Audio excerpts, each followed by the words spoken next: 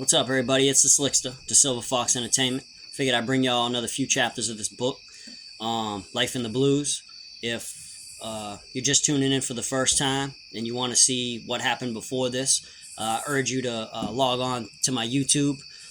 It's all caps, Prison Blues 16.10. Check me out. All right, chapter 26, Bloody Beatdown. The first real violence I saw in the penitentiary happened only days after getting an Ottaway. I was sitting on a chair watching Cue Ball and Ice play Remy 5000. They were playing on the top of a trash can, and we heard whack, whack, whack, whack.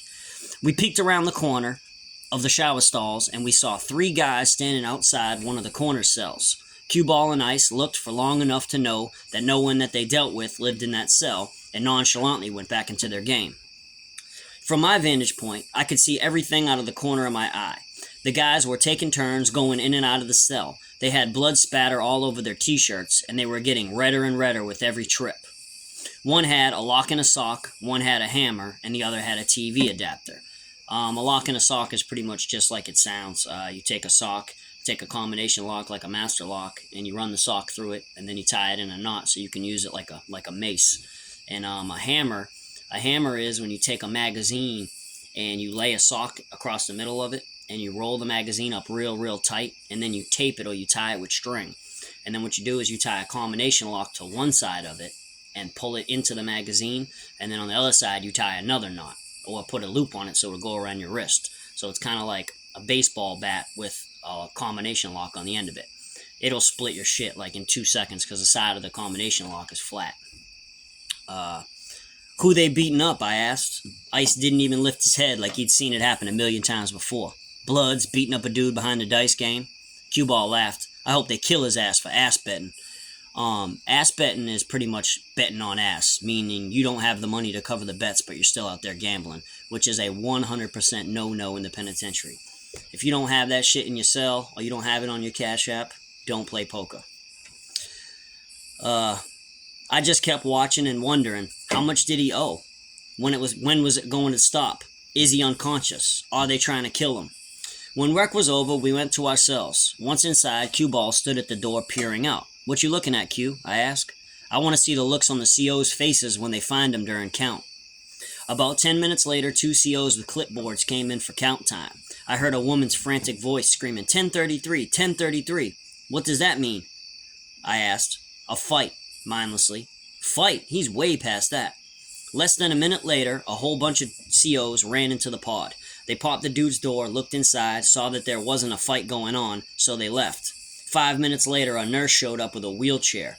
When they tossed the guy into the wheelchair, he looked like a skinny, light brown version of the dude Sloth from the Goonies movie. His head was so swole up that it looked like you could have popped it with a pin. They wheeled him away, and we never saw him again. Chapter 27, Drinking and Smoking. One day, after drinking a couple cups of Jungle Juice is penitentiary wine, I was challenged by Ice to a wrestling match. Under ordinary circumstances, I usually go out of my way not to let anyone see any type of fighting skills. That way you have the element of surprise. But sometimes you just can't help but showcase what you know. Ice tried to grab me behind my head and put me in a headlock, so I bent my knees and went in. As soon as I got him off balance, I slid my right leg under his left leg and kicked out, forcing him into a split. From there, all it took was a simple weight shift with my hips, and he fell into the sitting position. Only there was nothing to sit on, so he landed flat on his ass. Then I grabbed one of his long legs up behind the knee and held it up so he couldn't touch the floor. He started thrashing and kicking and most of all talking shit. I held him down with my right hand and yelled, "Got you now, big boy." Everyone in the pod that was within distance erupted in laughter. I heard, "Get his ass, Slim. Don't let him get up. Ice is big for nothing." The last statement enraged him. The playful drunkenness melted out of his icy blue eyes and rage took over. So I let him go, and I helped him to his feet. He said, "Goddamn, Slick, you like a little Mighty Mouse, ain't you?" He draped his long arm around my shoulder, but I knew he was going to attack again. Suddenly, he slid behind me, and he snaked his arm around my neck. I managed to get my chin down to my chest right before he locked it in. I squatted, pushed with all my weight on his elbow, and threw his arm off me. I went in again, but this time he was ready for me. I couldn't budge his big ass. It don't matter how far I spread my legs. He folded me up like a lawn chair. Later that night, Cue Ball bought a box piece. He split it into two 5-pack pieces and rolled us a skeeter leg. Okay, a box piece is the amount of weed that you could purchase for a box of cigarettes. A box of cigarettes is 10 packs, obviously you know that, but at that time they were right around $2.50 to $3 a pack, so it'd be like 25 to 30 bucks. A 5-pack piece, obviously that's just half of it. And a skeeter leg, you know what a mosquito's leg looks like. It means it's a really thin joint, right? I hadn't smoked since the night of the shooting, and I got super high. We sat in silence for a few minutes, but since I despised awkward silences, I reached over to his 7-inch flat and changed it to the news. 7-inch flat was pretty much, that's how big the TVs that they were selling at that time. They were only 7-inch screen from corner to corner. Note, you're not supposed to change anyone else's TV without asking. I turned the volume all the way down, and he looked at me like I was crazy, and still I started acting like I was the news anchor. But instead of talking about the news, I started saying all kinds of funny shit. He caught on quickly and started acting like he was the lady. We were still laughing and joking when the COs came around for midnight count, and one of the females walked by and said, "Must be some good shit." About 30 minutes later, we heard a knock at the door, and a cute little brown-skinned CO appeared in our window. She pointed at me and said, "Hey, do you know anything about pipes?" So I said, "Nah, I don't know nothing about pipes, but I do know how to build houses." She looked at me all confused and said, "You sure?" I nodded. She shook her head like she didn't understand and walked away, and while she walked away, she was giggling.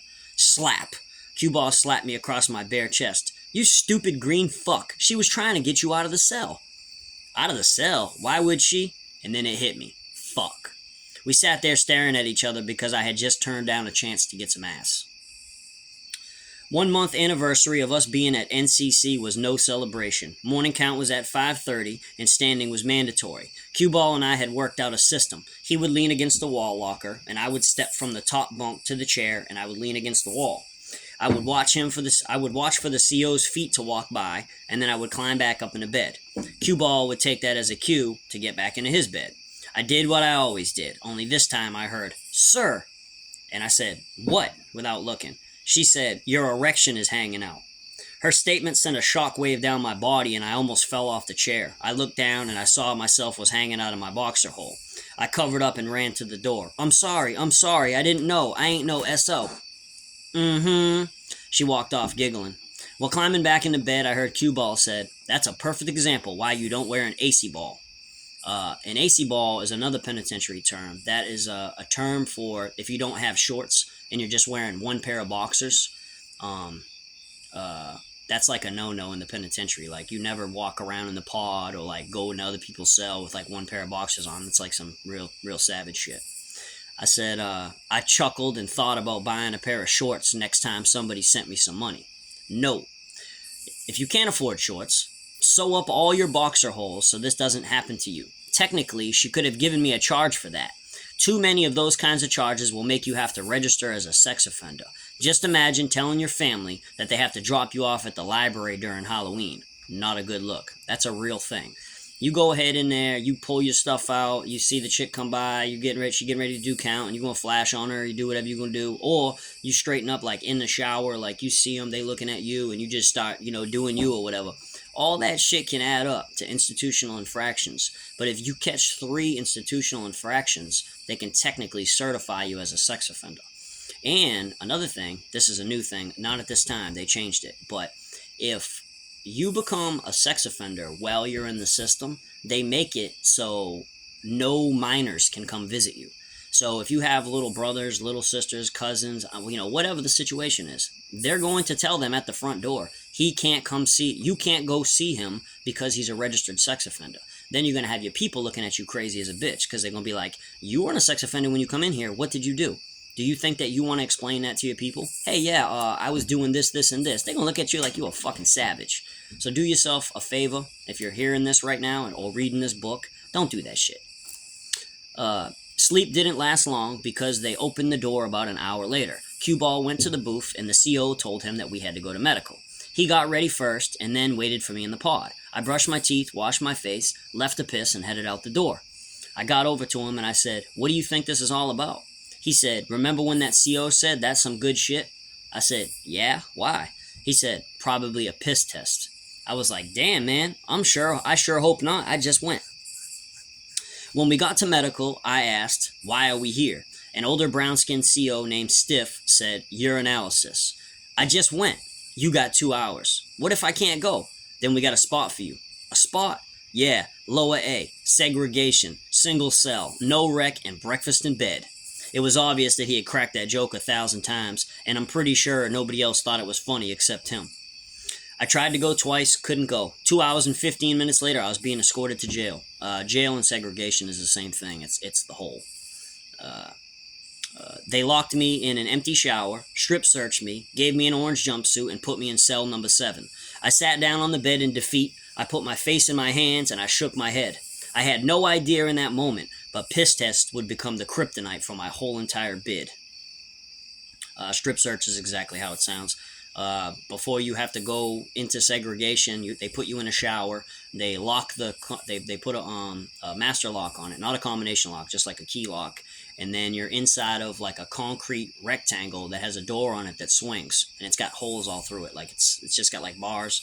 And what happens is you got to get inside there, and they tell you to strip. You got to take all your clothes off. They check it for contraband. You got to stand there, open your mouth, lift your armpits up, lift your feet up, turn around, sometimes squat and cough, depending on who it is. All that stuff, just like it's how it happens in the moment, if it's going to happen like that. It isn't always like that. Sometimes you go to the hole, like you get to fighting somebody or duff somebody out of something. They gonna open the hole, the door to the hole. They gonna open that shit and just sling you in there. They ain't thinking about strip searching you because you already did some violent shit. When we got to medical, a couple hours later, a CO came into the pod carrying a clear trash bag with all my property inside. He picked through it with a fine-tooth comb looking for contraband. Then he wrapped it all up in a white bedsheet, threw it over his shoulder like a hobo, and brought it to me. A couple more hours later, I heard a knock at my door, immediately followed by my tray slot dropping open. It was a sergeant. She said, "De Silva?" I said, "Yeah." She said, "I got this 122D charge for you." I read it, signed it, and she left. 122 is the first 3 numbers of a drug charge. They got different sections, like A, B, C, D. Like A is like you got someone else's prescription pill. B is like they found it like close to you. C is a different kind of drug, like they come into the schedules. And then D is it's 122D is refusal to submit to a drug test.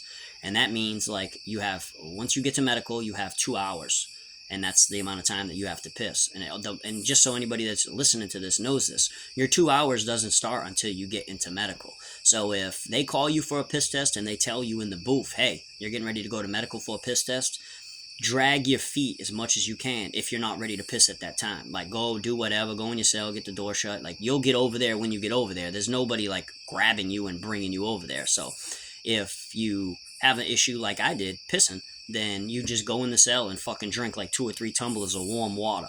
Don't drink it cold because it takes longer to process. Drink about 2 or 3 cups of warm water, and then it'll be ready to go. And that goes if you're trying to beat the test too. Like, you're just trying to drink a bunch of water and dilute it because you know you're already dirty. And if that's the case, then you go in there and you drink about 3 or 4 tumblers of warm water. And then you stand at the toilet and you try to piss like once or twice before you even leave. So that way when you get over there, you're like, boom, you can pull up, and you're going to give them mostly water. I don't know if anybody that knows that, you piss 2 or 3 times like back to back like that, it'll come out clear. Okay. This is a little part that I just added at the end of this. It was primarily just to give you a better understanding of what it's like back there. So it says, "The eerie silence in that black hole put a gravitational pull on my soul that made me miserable, and it made me want to just let go. The silence got louder and louder until it became deafening, and all I could hear was the of my own beating heart. Easy to be weak, hard to be strong. That whole shit's in the fucking way." Let me see what I got here. What do we got? 14 minutes? Alright, I'm gonna go ahead and give you all. I can probably give you both of them for real. 14, yeah. Chapter 28, Concrete Jungle. This is one of my favorite chapters of this whole entire book. It says, "It didn't take long for me to figure out how prison worked. I did my best to stay out of the way and play in the background. I studied my surroundings like my life depended on it, because I'm pretty sure that it did. Most importantly, I studied the new people inhabiting this strange new world I was lost in. I found that its social structure revolved primarily around one thing: fear. Fear means power in prison. Point blank period. The biggest gangs were Bloods, Crips, and Gangsta Disciples. Pro-black groups included Five Percenters, whom refer to each other as God Bodies, or NOI. Another thing too about the 5%er thing too, there's actually white people that are 5%ers too. So that's not like a pro-black is not the same thing as being racist. Okay, the Muslim religion had a lot of believers in prison. Their services included Talim, Juma, Moore Science Temple, and Sunni. Pro-brown groups included Latin Kings, MS-13, 18th Street, and Serenos. Pro-white groups included Aryan Brotherhood, Aryan Circle, Aryan Nation, Hammond Skins, and Odinists went to a service called Asatru. Biker gangs included Hells Angels, Pagans, and Outlaws. Other groups included BGF and DMI. BGF is Black Guerrilla Family. You have to be black to get into that. They're not racist. You just have to be black. And then DMI is I think it's called Dead Man Incorporated now. They're a mixed gang. Their gang started with like some white dudes and a Spanish dude and a black dude. So that's a mixed gang. It says, since I was not part of any of the above groups, I figured it was imperative to use my ears more than my mouth. The more that I saw, the less that I spoke. The less that I spoke, the more that I learned. I became a sponge. I stayed quiet and I watched everything and everyone. One thing that I learned by watching interactions and reactions between different factions was that if you were cool with someone from one of them, then you could be afforded a fair one or be able to shoot the one. Fair one or shoot the one is exactly how it sounds. Like if you get into it with a gang member, most of the time you're just going to get duffed the fuck out. They're going to send one, he'll fight you, then you got to fight the other one, fight the other one, fight the other one. You're not going to get a win. You might feel like you're going to get a win when you dust one or two of them, but 3, 4, 5, 6, and they start coming in 2, 3 at a time. That's just how it is. That's the law of the land. Shoot the one is the same thing. Anytime, okay, I'll just keep going. It says, if you had an issue with someone from one of them, then you could be afforded a fair one or be able to shoot the one. If you had an issue. I tried my best to be cool with everyone, but I kept that in mind. I never feared a one-on-one because I had fast hands, but the thought of getting jumped scared the shit out of me. And that's how it is in there, man. If you're not part of something in there and you're just like, well, if you're a social outcast, you're already going to be a victim. I was never that. I was just kind of like my own little situation. You know what I'm saying? I mean, I'm an out-of-stater. You know what I'm saying? White, 150 pounds. I mean, you see me. There's nothing imposing about me. You know what I'm saying? I just carried myself a certain kind of way, you know? Here we go. Note, let me make something abundantly clear to you. It does not matter how close you think you are with a gang member. They will always take sides with one of their bros over you. It's in their bylaws. They're governed by that shit. If they side with you against one of their bros, they get violated and get their asses whooped. Sometimes they get kicked out of the whip and everything. That's just how it is. And if you owe them something, they will all band together to get it from you. But if one of them owes you, then you have to get it from the rough. That's how it is. If you owe somebody that's in a gang some money and something happens to that dude and he knows that you owed him money, then one of his other bros is going to come over and be like, hey, you know that money that you owed Black or whatever, that $50? Hey, yo, that's mine now. And you can't say nothing. You know what I'm saying? You have to pay it. Like, that's just how it is. It says, sometimes, if you're lucky, you can talk to one of their shot callers and he might be able to help you. But don't count on it because it's extremely rare.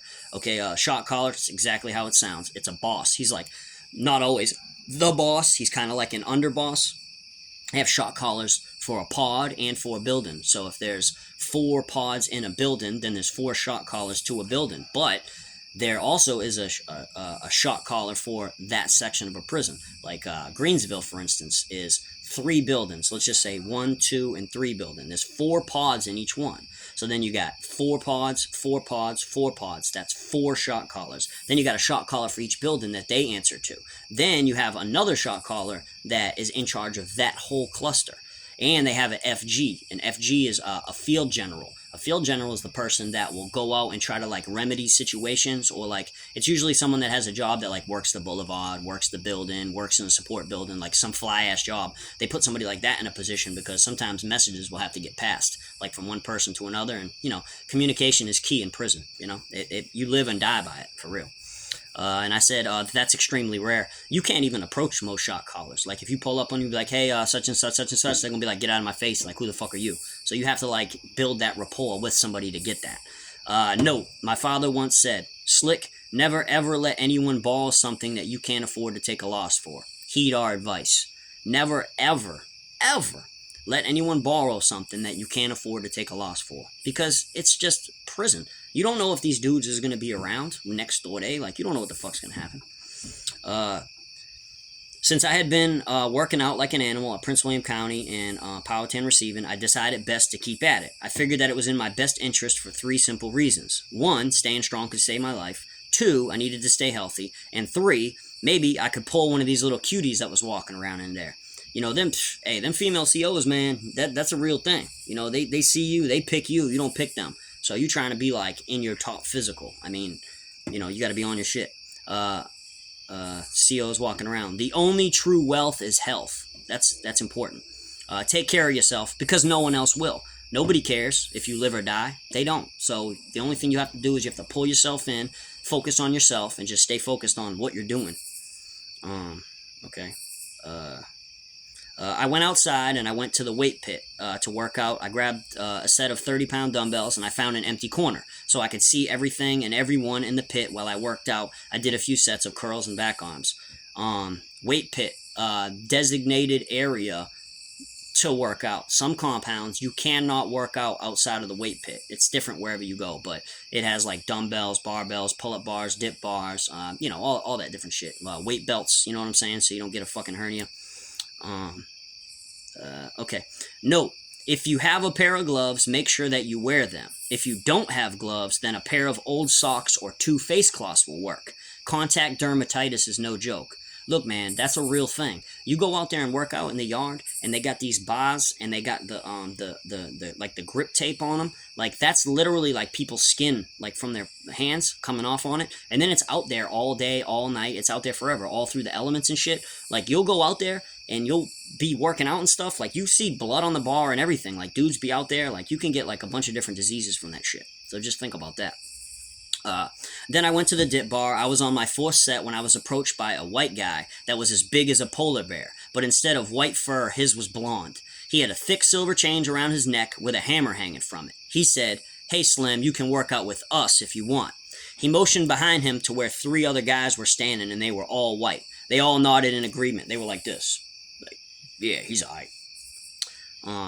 Okay.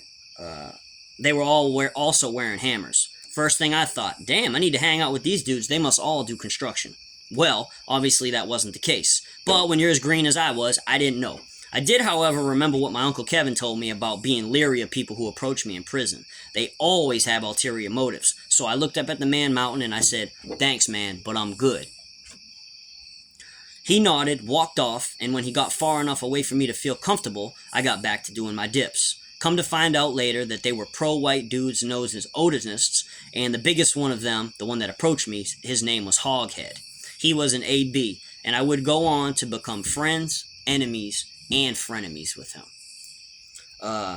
Okay, let's go back just for 1 second. What did I say there? Okay, look, another thing too, right? This happened like, it's not even in any of the stories. I just didn't put it in there. I got into it one time with one of the AB dudes, right? And no. I got into it with a brown dude, a brown-skinned dude. We got into it over changing the TV. He was changing the TV in the pod, and we were all sitting there like watching the TV. So me and him ended up going in the cell and fucking throwing hands. It was just primarily about a pride issue. You know what I'm saying? That's just how it is. People get to barking. You got to go in there and mix it up. Right? So we got to fighting, and I came up out of there. We were both a little duffed up. We had some speed knots and shit. We weren't in there really trying to kill each other. It was just, had to happen. So the AB dude, I think he was like Aryan Circle or something. He pulled up on me, and he was like, "Look, man, we saw what you did, and we want to put you on. Like, we want to put you on with our set. Because in some factions, in order for you to be, like in certain gangs, you have to do something to somebody that is a different race just to get in." So I was like, "Look, man, I appreciate that, but I'm not really interested," right?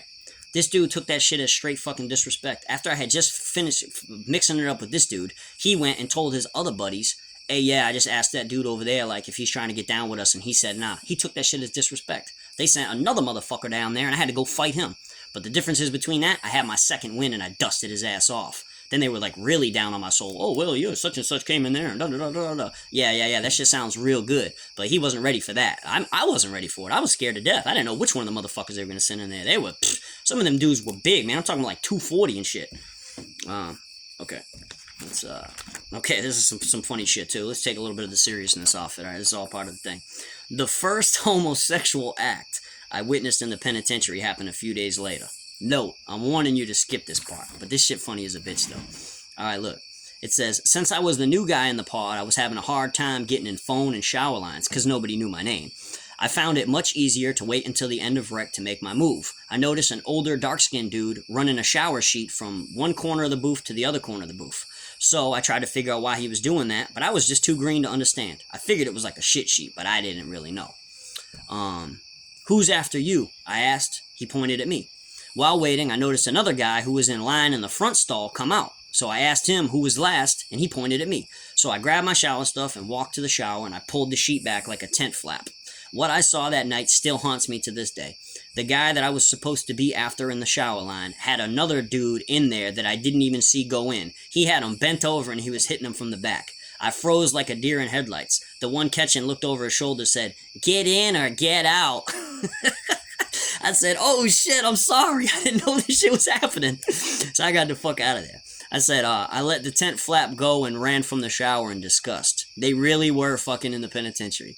Needless to say, I did not get in that shower that night and never asked that dude who was after him again. Nobody needs to shower that bad. That's it, man. That's my 26 minutes. That's where I've been trying to be at. You know, I hope you guys like the story, man. I got one more chapter before we get to Forged in Fire. And I'm telling you, Forged in Fire is like that. That shit's official. So, y'all have a good night out there, man, and, you know, be safe. Stay out of trouble so you don't even gotta learn this shit. You could just sit on your couch, watch the videos, and be like, damn, that's fucked up. But you'll never really want to go there. Don't fucking go there. Stay where it's safe.